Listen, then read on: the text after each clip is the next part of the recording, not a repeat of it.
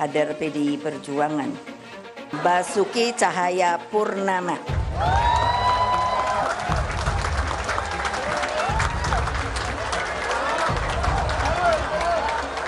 Terkenal namanya Ahok. Saya suka heran ya, kita ini bicara soal Pancasila, gotong royong, katanya itulah yang namanya dasar falsafah negara kita. Iya, terus masa nggak boleh ya, namanya mau Aseng, mau Ahok, mau Badu, mau apa, kalau dia warga negara Indonesia ya sudahlah. Ada yang bilang, ibu jangan dong panggil Pak Ahok lagi, Pak Ahok lagi, Pak Ahok lagi. Loh, saya bilang emang namanya dia begitu. Kita bisa lihat karakter orang ketika ada di kekuasaan. Dan kita harus berani tegas. Orang jahat itu kata Nelson Mandela nggak bisa ngurus negara. Karena di kepala mereka itu cuma ada kekuasaan dan kekayaan saja. Kalau Ganjar kan udah teruji. Ya orang kalau belum pernah berkuasa itu gampang ngomongnya. Tapi kalau kamu udah di kekuasaan, karakter Anda teruji. Dan Ganjar teruji. Apalagi saya sama beliau kan sama-sama di DPR juga dulu kan. Jadi itu karakternya teruji gitu. Keluarga juga teruji. Saya kira itu penting. Dan saya itu sampai bingung. Lah kok saya bilang Pak Jokowi petugas partai kader. Loh kok saya diomongkan yang namanya katanya terlalu sombong. Itu adalah ADART di partai kita. Saya pun petugas partai loh. Sekarang kan amburadulnya apa? Ganti pemimpin dirubah dengan enaknya. Bagi saya coba, apa ndak pusing ya persoalan capres dan cawapres. Lo saya sendiri sampai bingung loh. Kan di media tiba-tiba dibilang gini, oh iya sudah ada persetujuan bahwa nanti Pak Prabowo jadi presidennya, Pak Ganjar jadi wakil presidennya. Aku terus di rumah melongo, ini yang ngomong di Soho ya. Lah aku kok ketua umumnya malah nggak ngerti. Coba terus nggak usah didengerin. Peluang duet bersama Pak Ganjar, Pak Prabowo bagaimana? Ngerti apa Pak? Pak, apakah ini simbol oke Pak? Tutup bacanya. Oke. Semua oke. Dengan Ganjar maju terus. Dengan Ganjar pasti maju juga Pak. Yang penting Kalau Indonesia kemarin dengan maju. Yang pertemuan penting dengan Indonesia maju. Oke, terima kasih. Mas Ganjar diminta buat jadi cawapres dari Eyang Prabowo. Mas Ganjar nanti bakal jadi wakil presiden selama 5 tahun. Setelah itu, Mas Ganjar bisa jadi presiden selama 2 periode, selama 10 tahun. Kalau kita tidak memilih Mas Ganjar, taruhannya terlalu besar buat rakyat Indonesia. Taruhannya kita bakal gagal jadi negara maju, dan kemiskinan bakalan terus menjerat erat rakyat Indonesia. Apa kita mau kondisinya bakal seperti itu? Kalau Eyang Prabowo berani legowo, rakyat Indonesia bisa jadi bangsa pemenang. Eyang Prabowo cukup tahu diri soal umurnya yang sudah tua, sudah 72 tahun, dan fisiknya yang juga sudah rentang. Gimana? Setuju nggak? Lebih setuju lagi apa yang disampaikan calon presiden Pak Ganjar Pranowo. Tadi saya bisik-bisik ke beliau, Pak, nanti habis dilantik, besoknya langsung masuk ke daulatan pangan. Nggak usah lama-lama. Perencanaannya disiapkan sekarang, begitu dilantik besok langsung masuk ke kerja kedaulatan pangan. Sehingga swasembada pangan, ketahanan pangan, kedaulatan pangan itu betul-betul kita miliki. Dan saya yakin Pak Ganjar mampu menyelesaikan ini. Gua bener-bener kaget nih dengar berita ini. Ternyata isu tentang yang maju itu hanya 2 pasang di 2024 itu ternyata benar. Dan yang lebih mengagetkan ini, kalian pasti tidak percaya. Kemarin ada seseorang yang mengurus SKCK. Ternyata SKCK-nya itu untuk melamar menjadi cawapres. Kok bukan capres ya? Lalu dia akan jadi cawapresnya siapa? Kemarin dia naik motor ojek untuk mengurus SKCK di kantor polisi.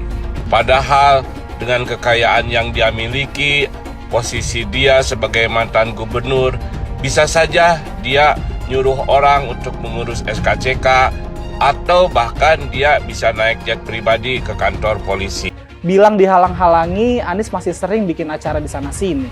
Bebas pula. Duh, nggak capek apa ngibulin rakyat mulu, Pak? Nah, yang gue pertanyakan nih, Anies itu kampanye di mana-mana sering naik pesawat jet. Nah, pesawat jet biaya sewanya dari mana, Pak? Atau itu pesawat jetnya siapa, Pak? Coba jujur deh.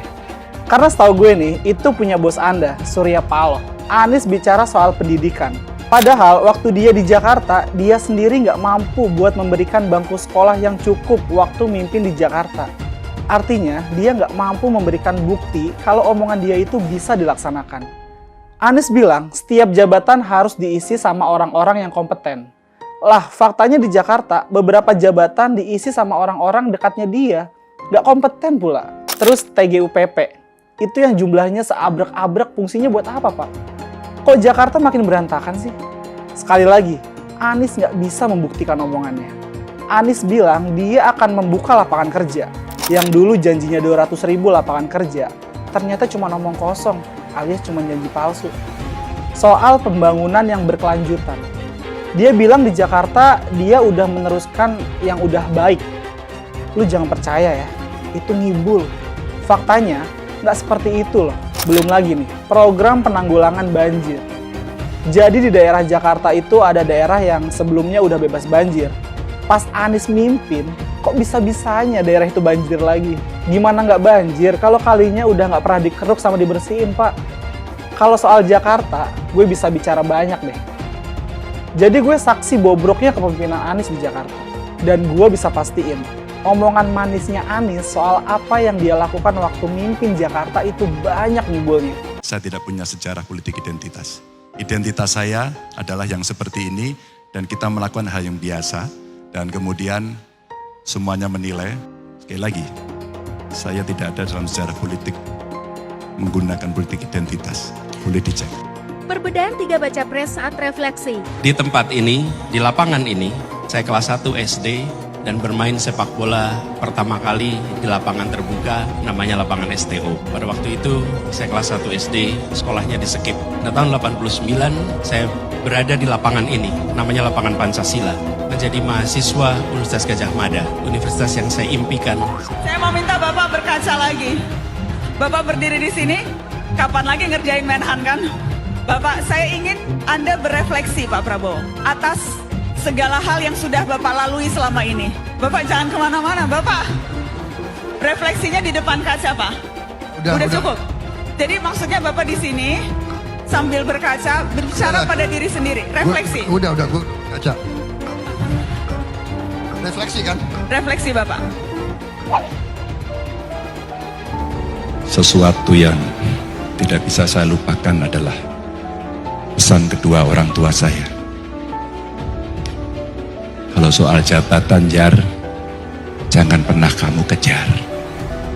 Kalau itu takdirmu, laksanakan dengan baik. Jangan pernah korupsi. Bismillahirrahmanirrahim. Koalisi perubahan, apanya yang mau dirubah? Jalan, nama-nama jalan, seperti kemarin yang di demo warga Jakarta. Terus nama-nama rumah sakit dirubah juga. Besok lagi nama-nama pahlawan, nama jalan sudah dirubah. Kasihan masyarakatnya kalau nama-nama jalan dirubah. Mereka yang punya sertifikat tanah kan harus ngurus lagi, harus ini lagi, harus administrasi lagi, pengeluaran uang lagi. Itu nggak dipikirin. Bisanya cuma rubah nama jalan, rubah nama airport, rubah nama rumah sakit, ya kan?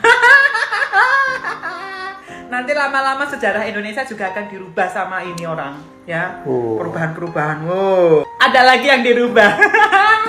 pembuangan air hujan atau banjir melalui gorong-gorong ke laut dirubah ke lubang-lubang sumur. Janji palsu dengan konsep yang penting menang dulu. Ini program yang membodohi masyarakat. Kata-kata gratis itu pada waktu itu benar-benar membius banyak pendukung Anies, sekaligus mencaci makinya ketika tahu program itu sebenarnya nggak ada. Banyak penduduk Jakarta yang merasa tertipu dengan janji manisnya Anies. Tetapi sudah terlambat, sudah terlanjur memilih yang salah. Beli rumah, uang mukanya gratis. Tetapi sesudah dia terpilih, benarkah ada program beli rumah uang muka gratis? Nggak ada ternyata. Memilih Anies dan Imin setidaknya sudah menyelamatkan Indonesia dari kehancuran. Gus Dur saja dikudetanya, apalagi rakyat. Yang satu memang jago kata-kata, jago beretorika, nggak kelawan kalau soal kata-kata. Di sisi lain, kita sama-sama melihat yang sudah ditulis pakai tangan dia sendiri, pakai hati dia sendiri, lagi dia ingkari, apalagi hanya mengandalkan kata-kata dan janji. Pun demikian dengan janji Cak Ponimin. Gus Muhaimin memberikan program siapapun yang hamil yang ada di muka bumi Indonesia ini akan diberikan tunjangan selama hamil.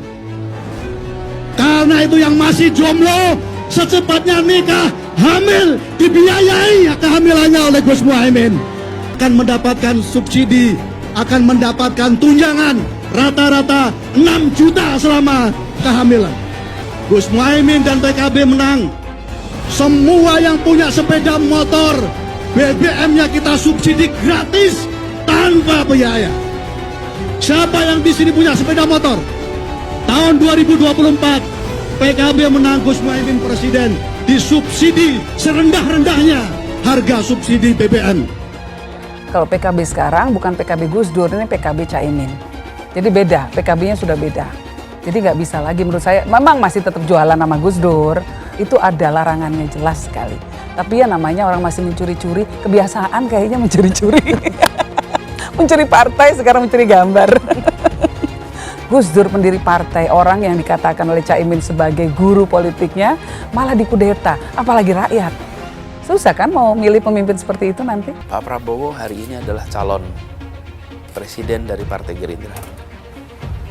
Saya sampaikan berkali-kali bahwa saya tidak ingin menjegal, saya tidak mau menjadi orang yang dibawa untuk berhadapan dengan Pak Prabowo dan menghentikan Pak Prabowo. Saya tidak mau. Dan saya katakan itu kepada siapapun yang datang kepada saya untuk berbicara tentang calon presiden. Yang nanti anak saya dan anak-anak saya akan ingat itu. Nah, saya tidak mau mengkhianati, menikam pada orang yang dulu sudah bekerja, membantu, dan berjuang bersama. Bapak Politik Identitas Indonesia Anies Baswedan, Bapak Intoleransi Indonesia Anies Baswedan, jangan lupakan, jangan terlena, jangan sampai dia pecahkan kita dengan dagangan ayat dan mayatnya. Air itu turun dari langit, turunnya ke atap rumah langsung sumur bor, bukan ke sungai dan ke laut. Saya mensyukuri kenapa kalah, kenapa ditahan. Saya bersyukur atas itu semua. Saya coba bayangkan ya, kalau seandainya waktu itu kita menang gitu ya, hari ini belum tentu kita bisa nikmati seperti ini. Kita bersyukur 5 tahun Tuhan izinkan kasih ke orang yang pintar ngomong untuk kerja. Coba kalau kita bayangkan gitu ya, kalau kemarin saya masih jadi gubernur, ini saya udah turun ini. Tapi yang pintar ngomong itu dikira orang hebat kan? Ini lebih berbahaya tahun 2024. Langsung ketahuan karakternya. Langsung ketahuan itu. Di saya juga ada kutipan Pak di kamar saya Pak. Tulisannya, Jakarta telah mengambil keputusan yang fatal. Jangan hanya konsentrasi pada pembangunan benda-benda mati yang indah difoto dan bisa ditunjukkan dalam 5 tahun hasilnya. Kalau kita mau menilai sebuah janji, maka lihat janjinya, lalu lihat kenyataannya. Dulu janjinya apa ya? Dan ini aneh, betul-betul aneh. Ini bukan kampanye, tapi saya sampaikan sini. Di satu sisi menyiapkan jalur-jalur air untuk dikirim ke laut, di sisi lain di lautnya dipasang dengan pulau reklamasi, tinggal tunggu waktu jadi rob, air balik. Dan ini melawan sunnatullah. Kenapa? Air itu turun dari langit ke bumi, bukan ke laut. Harusnya dimasukkan ke dalam bumi, masukkan tanah. Di seluruh dunia air jatuh itu dimasukkan ke tanah, bukan dialirkan pakai gorong-gorong raksasa ke laut. Jakarta telah mengambil keputusan yang fatal. Bukan banjir, itu memang parkir air. Bukan banjir, itu memang parkir air. Masyarakat berkeliling dengan membawa toa untuk memberitahu semuanya, termasuk sirine. KAI-BON 82 miliar. Apa alat transportasi yang dimiliki oleh hampir setiap orang? Alat transportasi yang dimiliki semua orang adalah kaki. Kalau seandainya orang Jakarta percaya Pak Anies jadi gubernur pun, saya berani jamin kok dia akan lakukan normalisasi yang sama seperti saya lakukan kok. Gak usah bohong lah. Ketika air sampai di muara, maka siap untuk dipompa ke laut. Pancasila Soekarno, ketuhanan ada di pantai. Anak Tuhan dari mana? Kalau Yesus anak Tuhan, bidangnya siapa? Besok di seluruh wilayah Indonesia akan katakan dan Iblis hanya menggoda orang yang beriman. Makanya jarang-jarang orang kafir kerasukan setan. Yang kerasukan setan itu orang baik-baik. Jarang, saya belum pernah nengok Cina kerasukan setan. Pernahkah Ahok itu kerasukan setan? Enggak, setannya juga. Karena sesama setan dilarang saling menggoda. Karena di salib itu ada jin kafir. Karena di salib itu ada jin kafir. Karena di salib itu ada jin kafir. Haleluya. Kepalanya ke kiri apa ke kanan? Kepalanya ke kiri apa ke kanan? Tetap percaya salib itu lambang mulia, bukan jin. Kok ketawa? Aku nggak nyindir siapa-siapa loh. Saya nggak pernah mundur untuk kebenaran, keadilan, kejujuran, dan peri kemanusiaan. Gue nggak pernah mundur. Dan gue nggak pernah takut juga sama lu. Siapapun yang rasis, gue akan hadapin. Gue bilang. Karena rasis itu tidak berperi kemanusiaan. Kalau saya ditanya dulu kan, kamu nyesel nggak statement kamu di Pulau Seribu sehingga masih masuk penjara? Tidak pernah nyesel.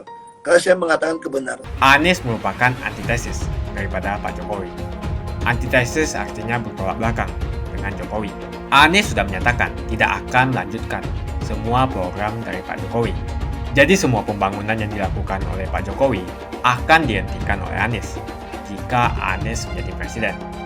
Lagi pula Anies didukung oleh khilafah dan pendukung Anies adalah ormas seperti FPI dan HTI. Apa kita mau FPI dan HTI kembali di Indonesia jika Anies memimpin? Anies juga dikenal sebagai bapak politik identitas yang menghalalkan segala cara untuk menggapai kekuasaannya, termasuk menggunakan politik identitas berbasis agama. Lihatlah di kasus Ahok waktu itu. Kita sudah bisa melihat hasil kerja Anies selama 5 tahun di Jakarta. Tidak ada satupun janji yang dipenuhi dan tidak ada kinerja yang bisa dibanggakan. Dari DP 0%, OKOC, kelebihan bayar, Formula E, banjir, sumber resapan, jalan rusak, dan gonta-ganti nama jalan. Lihatlah rekam jejak Anies selama 5 tahun. Bayangkan Indonesia ke depan jika dipimpin oleh Anies. Dan bayangkan jika Anies menang. HTI dan FPI, ormas khilafah yang dibubarkan itu akan dikembalikan oleh Anies. Apakah kita mau Pancasila diganti jadi khilafah? Perkataan Ahok sudah terbukti dan Jakarta sudah menjadi korban. Jangan biarkan Indonesia menjadi korban kibulan Anies Baswedan. Umat minoritas, terutama kaum Tionghoa, tidak akan memilih Anies Baswedan. Masa pendaftaran calon presiden dan wakil presiden tinggal kurang 1 bulan lagi. Makanya manuver-manuver politik belakangan ini semakin kencang dan juga semakin jumpalitan. Siapa sangka seorang Kaesang Pangarep, putra bungsu dari Presiden Jokowi yang selama ini mendapatkan tugas mengurusi bisnis keluarga, dia akhirnya diterjunkan juga ke arena politik dan langsung didaulat menjadi Ketua Umum Partai Solidaritas Indonesia. Adanya Kaesang di PSI menjadi simbol perlawanan terhadap PDI Perjuangan yang sudah mengantongi anak dan menantu dari Pak Jokowi, yakni Mas Gibran dan Bang Bobi Nasution. Adanya Kaisang di PSI menjadi simbol kalau keluarga Pak Jokowi nggak 100% ada di bawah naungan banteng moncong putih. Tapi buat kelompok pendukung Presiden Jokowi, maksudnya kelompok pendukung Pak Jokowi di luar pendukung Mas Ganjar Pranowo ya, di luar PDI Perjuangan, manuver mengangkat Mas Kaisang ini boleh dikata ini bagian dari saywar terhadap Ibu Mega. Ini juga bagian dari upaya menjauhkan Pak Jokowi dari Ibu Mega. Mereka berharap dengan semakin terkepung, Ibu Mega akhirnya bakalan berkedip, akhirnya bakal ciut juga. Mereka berharap dengan semakin terkepung, Ibu Mega akhirnya bakalan membuka sedikit pintu supaya mereka bisa ikutan masuk ke barisan pendukung Mas Ganjar. Buat bisa tetap mencicipi kekuasaan setelah Pak Jokowi lengser nantinya. Diterjunkannya anak presiden ke sana buat menjadi ketua umum patut dicermati. Bagi PSI sendiri, mungkin turun gelanggangnya Kaisang memang bagian dari upaya penyelamatan supaya mereka bisa lolos ambang batas parlemen, meraup 4% suara. Makanya, di benak banyak pihak, mungkin yang terpikir sekarang ini adalah bagaimana supaya bisa tetap berada di gerbong kekuasaan pada pemerintahan mendatang, siapapun yang menjadi presiden. Bagi Ibu Mega, kemenangan Pilpres dan juga pemilu legislatif bukan ditentukan oleh manuver pala elit, melainkan kerja keras mesin politik partai dalam memenangkan suara pemilih. Makanya, yang dilakukan Ibu Mega adalah terus mendorong mesin-mesin politiknya segera bertempur di lapangan, bertempur memenangkan suara rakyat. Diamnya Ibu Mega membuat kelompok-kelompok pendukung Pak Jokowi yang belum mendapatkan tempat di barisan Mas Ganjar semakin senewan saja. Dan mungkin mereka mulai berpikir-pikir bakal kehilangan kesempatan masuk menjadi bagian dari kekuasaan di pemerintahan mendatang. Mas Ganjar bakalan kalah karena suara Pak Jokowi gak sepenuhnya mendukungnya. Ibu Mega tampaknya belum berkedip. Dia masih santai saja. Bahkan Ibu Mega menganggap semua ini bagaikan pesta dansa-dansi saja. Pesta dansa-dansi buat menarik perhatian. Makanya juga Ibu Mega sama sekali nggak menanggapi manuver-manuver yang sudah semakin kencang dan semakin jumpalitan itu. Nggak bersedianya Ibu Mega memberikan ruang bagi kelompok-kelompok yang hobi bikin bising ini tentu saja menyusahkan Pak Jokowi. Sekarang Pak Jokowi harus bisa menyenangkan mereka, harus bisa menenangkan hati mereka. Maka kalau kita memandang dengan kacamata yang barusan itu,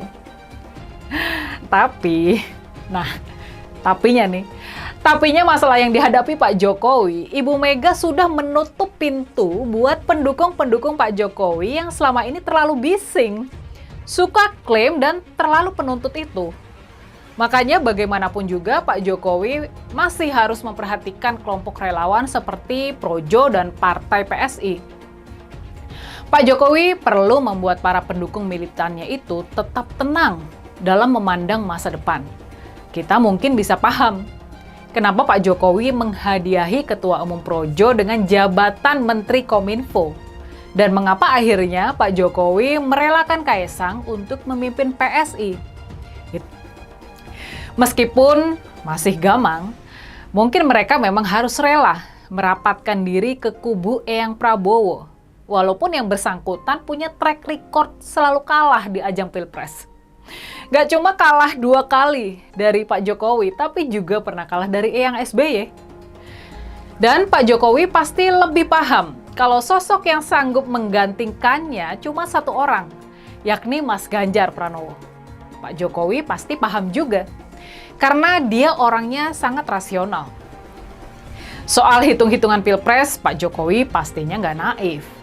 Dia percaya Pilpres 2024 bakalan sangat menentukan. Hasil Pilpres 2024, pemimpin yang terpilih nanti, dia bakal menentukan apakah Indonesia bisa menjadi negara maju ataukah tidak. Pak Jokowi pasti sangat paham kalau Eyang Prabowo nggak bakalan sanggup untuk membawa Indonesia menjadi negara maju. Eyang Prabowo nggak bakalan sanggup jadi penerus dari Pak Jokowi. Yakinlah, Pak Jokowi nggak bakalan mempertaruhkan nasib rakyat Indonesia di tangan Eyang Prabowo. Dulu Anies bisa menang karena menggunakan agama dan etnis. Isu agama, ras, dan antar golongan dinikmati oleh relawan Anies. Saat itu Anies didukung oleh FPI, HTI, dan pengasong khilafah lainnya. Pada akhirnya Ahok harus kalah, namun kekalahan dia adalah kekalahan yang membuka mata rakyat Indonesia bahwa masih ada orang-orang yang menang dengan cara menggunakan politisasi agama atau politik identitas berbasis agama. Ternyata banyak sekali orang yang dengan mudah terhasut lewat jalan-jalan seperti itu. Relawan Anies terutama dari FPI, HTI, PA212 seperti Bahar Smith dan Rizik Syihab selalu menghujat Cina, etnis Cina. Tapi saat ini negara Cina sudah menjadi nomor 1 di dunia. Saya bangga sebagai Cina. Etnis Tionghoa dicap sebagai pemberontak, sedangkan etnis Arab dianggap sebagai Tuhan atau tuan dari pribumi. Etnis Arab dipuja-puja dan dianggap sebagai dewa. Lihat saja Rizik Syihab dan Bahar Smith dipuja-puja, padahal mereka mengujar kebencian. Pengasong khilafah seperti Rizik Syihab, Bahar Smith, dan teman-teman, mereka hanya buat gaduh di Indonesia. Sedangkan negara yang mereka sanjung-sanjung itu, Arab Yaman, masih belum maju dan masih terbelakang. Saya percaya Indonesia dengan mayoritas pribumi juga akan menjadi negara maju. Seharusnya Arab Yaman belajar dari negeri Cina, seperti kata kitab suci. Belajarlah sampai ke negeri Cina. Anies dan juga pendukung Anies seperti Rizik Syihab, Bahar Smith, dan kelompok-kelompok HTI dan FPI harus belajar ke negeri Cina supaya tidak lagi melakukan kelebihan bayar. Yang jelas saya memilih pribumi, bukan yang dari Yaman. Ganjar jelas pribumi, nasionalis, dan pasti akan melanjutkan visi dan misi dari Pak Jokowi.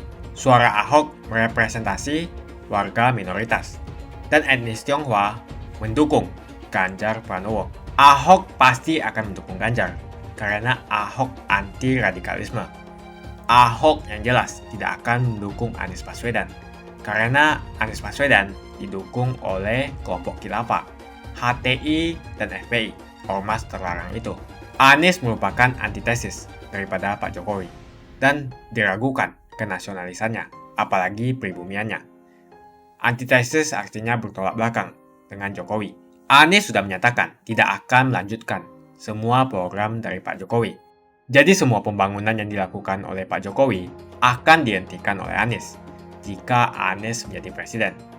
Lagi pula Anies didukung oleh khilafah, dan pendukung Anies adalah ormas seperti FPI dan HTI. Apa kita mau FPI dan HTI kembali di Indonesia jika Anies memimpin? Anies juga dikenal sebagai bapak politik identitas yang menghalalkan segala cara untuk menggapai kekuasaannya, termasuk menggunakan politik identitas berbasis agama. Lihatlah di kasus Ahok kali itu.